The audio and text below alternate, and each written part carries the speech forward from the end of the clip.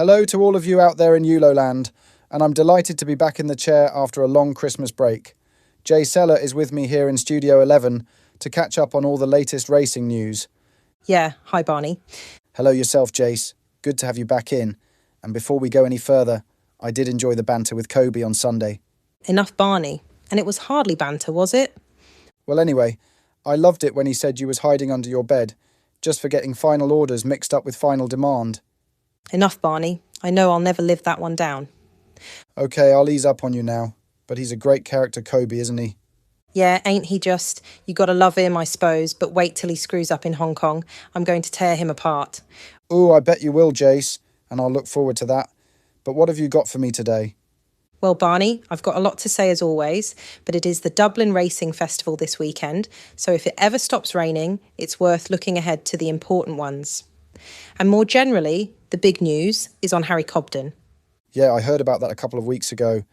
And beyond that, Willie Mullins is getting his entries sorted for the Cheltenham Festival, but this Dublin Racing Festival is maybe hotter than ever, with Gordon Elliott having some real depth this year, and Jack Kennedy, as his number one leg up, can't seem to put a foot wrong just now.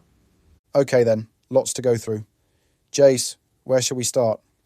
OK, Barney, let's get the Harry Cobden story out of the way, shall we? Yes, what's the lowdown?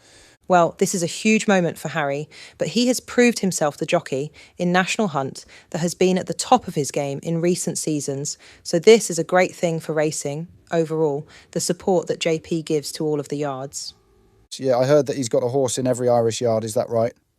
Well, not quite, but he does have a wide spread of owned horses across many stables, and that's a brilliant support to the industry as a whole. And this is JP McManus, who's legendary in National Hunt racing over the years. So Harry Cobden's appointment to take over from Mark Walsh next season in Ireland is some post to take on. OK, so you think that's a good thing for Harry? Well, Barney, just as fate would have it, he goes and gets injured almost as soon as he takes up the post. Sure, I saw that and it didn't look good to me. Taking a kick after coming off Neon Moon at Ascot. Yep, and scuppered his chance of riding John Bond to success in the Clarence House later on the card. Ouch, that must have hurt as much as the kick. But never mind, he'll be up and running soon enough. So, do you think that this move is a good one? Now, what I think is that this is very, very different from being based in one yard, at least for the majority. I mean, there's going to be a hell of a lot more travelling, more trainers than ever to listen to. And while I know Harry will have a good relationship with them all, such a professional sort that he is, it's so much a new level of information to absorb. So going to be a tiring time. Exciting though? Oh yes, for sure. He'll be great. And on to this weekend, the Dublin Racing Festival.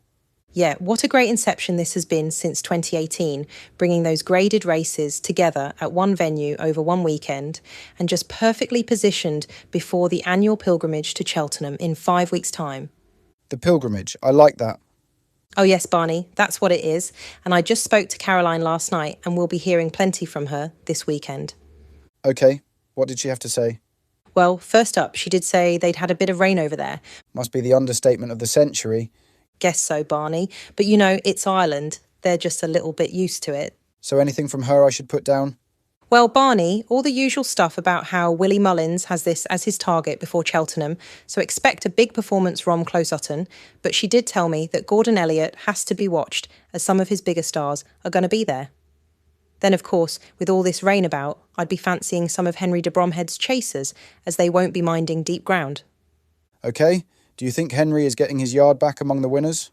Oh, for sure. He's getting his lot right into peak form, so I'll be watching with interest. Well, Jace, did Caroline give you any pointers? Or for that matter, have you got anything for me yourself?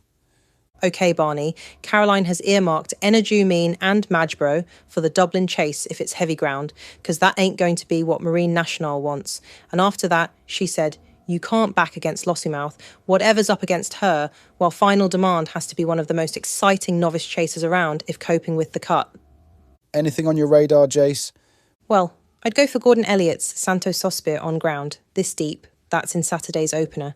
And although Gordon Elliott's Romeo Coolio is well fancied for the Arkle, I wonder if he'd struggle against Copec de Bordes or Cargis, and I'd be going for Cargis there with all the weight she's getting.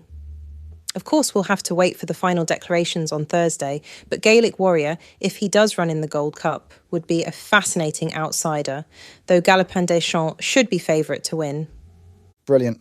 I'll have a good look at those tonight. Anything else for me before we finish off? Plenty more to consider, but what a great weekend's racing in store. And Caroline will be on every race, so don't miss it out there in Yuulo land, I think you called it. Yeah, Yuulo land, then when you call final orders final demand again, is a bit like lay a land. Now, Barney, that's all from me, so I'll be seeing you soon, I guess. And ciao for now. Thank you as always, Jace. See you soon yourself.